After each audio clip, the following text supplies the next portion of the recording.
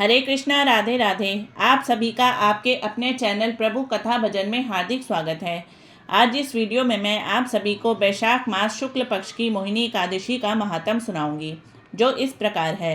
युधिष्ठिर ने पूछा, जनार्दन, वैशाख मास के शुक्ल पक्ष में किस नाम की एकादशी होती है, उसका क्या फल होता है तथा उसके लिए कौन सी विधि है। भगवान श्री कृष्ण बोले, महाराज, पूर्व काल में परम बुद्धिमान श्री रामचंद्र जी ने महर्षि वशिष्ठ से यह बात पूछी थी, जिसे आज तुम मुझसे पूछ रहे हो। श्री राम ने कहा, भगवान, जो समस्त पापों का क्षय तथा सब प्रकार के दुखों का निवारण करने वाला व्रतों में उत्तम व्रत हो, उसे मैं सुनना चाहता हूँ। वशिष्ठ जी बोले, श्री राम, तुमने बहुत उत्तम बात पूछी है।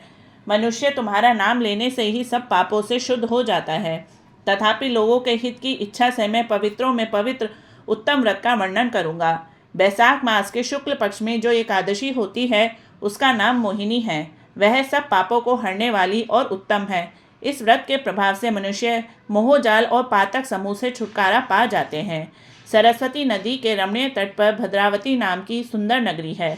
वहाँ धृतिमान नामक राजा, जो चंद्रवंश में उत्पन्न और सत्य प्रतिज्ञ थे, राज्य करते थे। उसी नगर में एक वैश्य रहता था, जो धन और धान्य से परिपूर्ण और समृद्धिशाली था। उसका नाम धनपाल था।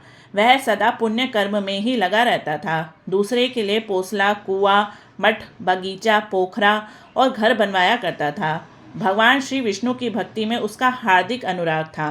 वह सदा शांत रहता था। उसके 5 पुत्र थे, सुमना, द्युतिमान, मेधावी, सुकृत और धृष्ट बुद्धि।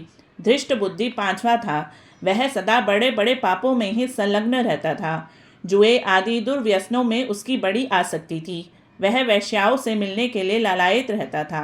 उसकी बुद्धि ना तो देवताओं के पूजन में लगती थी और ना पितरों तथा ब्राह्मण के सत्कार में।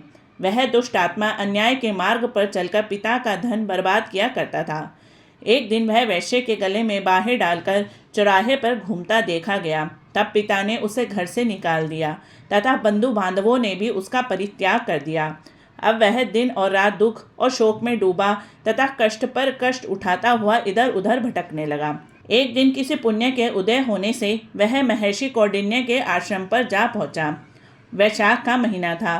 तपोधन कौंडिन्य गंगा जी में स्नान करके आए थे। धृष्ट बुद्धि शोक के भार से पीड़ित हो मुनिवर कौंडिन्य के पास गया और हाथ जोड़ सामने खड़ा होकर बोला, ब्राह्मण द्विज श्रेष्ठ, मुझ पर कृपा करिए। कोई ऐसा व्रत बताइए जिसके पुण्य के प्रभाव से मेरी मुक्ति हो जाए। कौंडिन्य बोले, वैशाख के शुक्ल पक्ष में मोहिनी नाम से प्रसिद्ध एकादशी का व्रत करो। मोहिनी को उपवास करने पर प्राणियों के अनेक जन्मों के किए हुए मेरु पर्वत जैसे महापाप भी नष्ट हो जाते हैं। वशिष्ठ जी कहते हैं, श्री रामचंद्र मुनि का यह वचन सुनकर धृष्ट बुद्धि का चित्त प्रसन्न हो गया। उसने कौंडिन्य जी के कहने पर विधि पूर्वक मोहिनी एकादशी का व्रत किया। नृपश्रेष्ठ, इस व्रत के करने से वह निष्पाप हो गया और दिव्य देह धारण कर गरुड़ पर आरूढ़ हो सब प्रकार के उपद्रवों से रहित श्री विष्णु धाम को चला गया। इस प्रकार यह मोहिनी का व्रत अति उत्तम है। इसके पढ़ने और सुनने से सहस्त्र गोदान का फल प्राप्त होता है। जय हो एकादशी महात्म की जय।